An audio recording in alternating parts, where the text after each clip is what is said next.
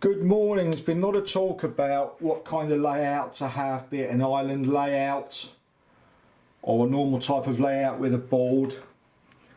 Anyway, I'm not saying what anybody should or should not do, because I realise your own needs, wants and aspirations, we're all different. But I'll show you what I've done. You walk into the room, the first thing I did was I thought about, I want somewhere properly where I can work on a loco. Not that I do much, but even simple jobs like changing the tender hooks or putting TTS in a locomotive, etc. I wanted a proper area. So what we bought here was a really cheap desk off eBay, one that you assemble, and a chair, softwood. Look, it's not that great a quality, but it's good enough for working on locos. And what it does is you can fold the front of it and slide the rest of it under the board, so it's not an obstruction.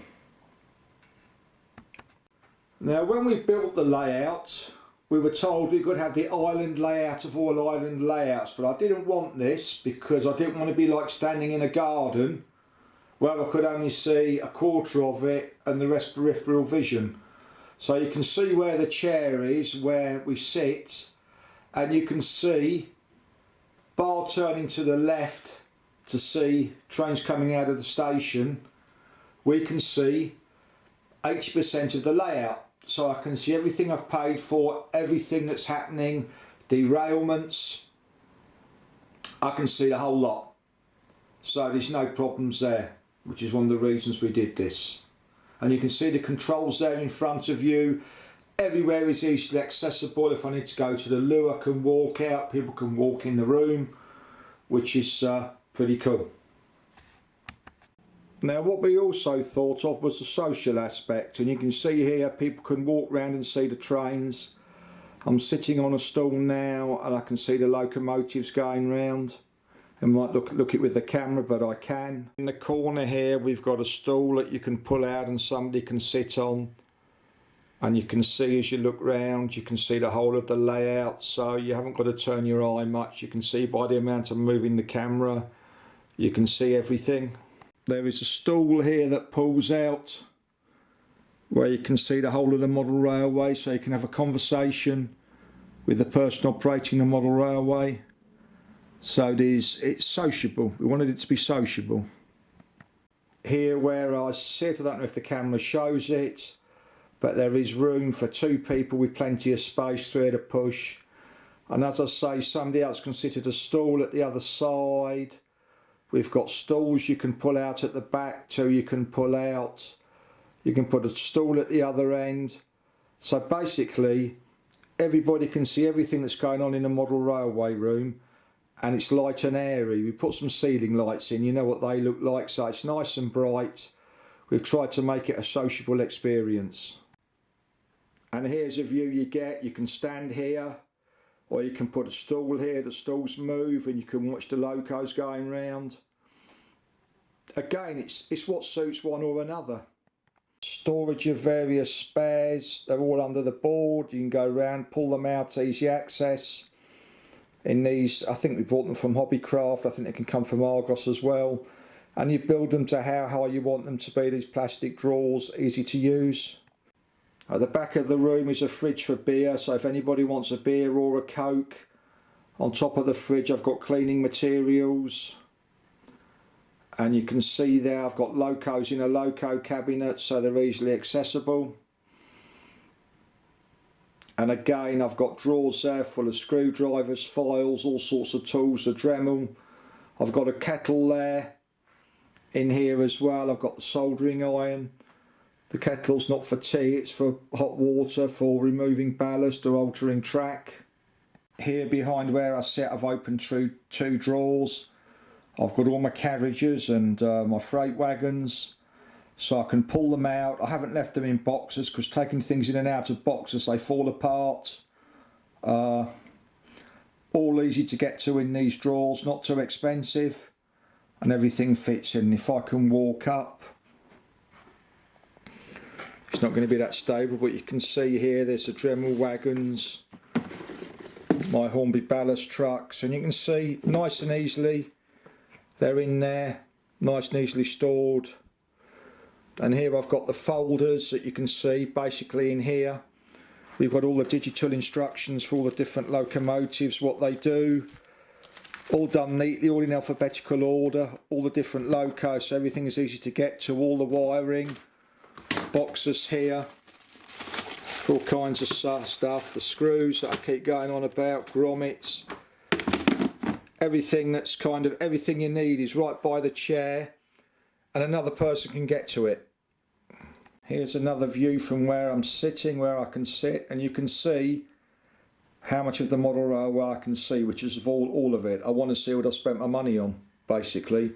Also, if you've got a derailment, you know, you can see it straight away, and I pan round and there's the station. We did it like this because we worked out that you're only going to watch the train come out the station. The most important thing was to be able to see where the trains go 95% of the time. And obviously the camera has not got the wide field of vision that I've got. But even with this camera, you can see, I can see everything that is going on. And so can everybody else that's in the room. So basically you can have a social evening with people sitting around, they can watch the trains go round, there's a TV at the back of the room, you can have the football on, you can have MTV on, and you can make it a social experience. We didn't want it to be a darkened room where there's just room for one and nobody wants to be there, and we wanted to make it so it's fun.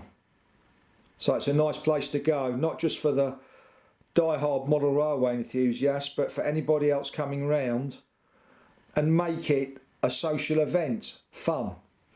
But we're all different, everybody does what's right for ourselves. Some guys may have a model railway because they want to escape and be on their own. I do get that, we're all different. And I realise how I've done this may not suit all.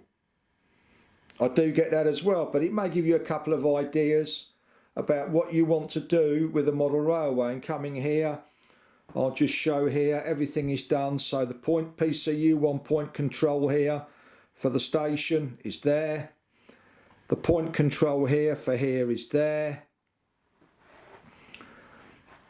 Here you've got track isolators here for in the station if I want to leave a loco in the station. You've got here a control for analogue for sidings. I'll move around slowly so you can operate the sidings round here on their own.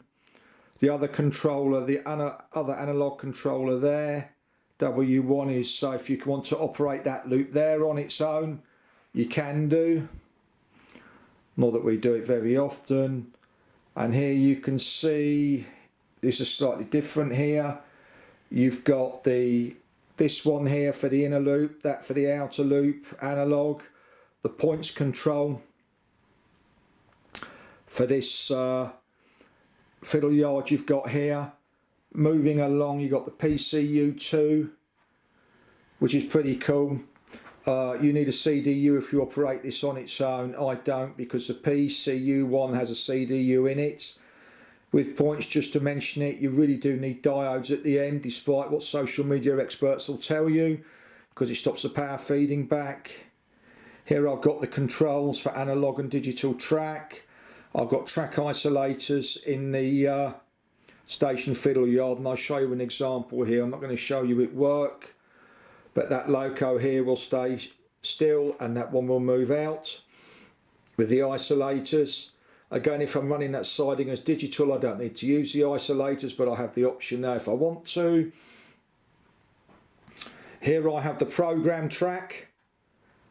Some locos are best on the program track, which is part of the Gagemaster Prodigy base unit. You can run it on base, on the program track and the main line. And here at the end, I have the dimmer switches for my lights. And I have here, these are isolators for the lights, so I can turn the lights off. I've used them as on-off switches for the lights, so if I want to do something with one, I can turn the other off. That one is slightly different and not best positioned because these ones here are only 8 amp. All the lights I have in the station are 30 amp. And they were blowing them. So you can see I've got everything close at hand, easy to use, I can see everything. But we're all different. Everybody does what's right for themselves. Thank you.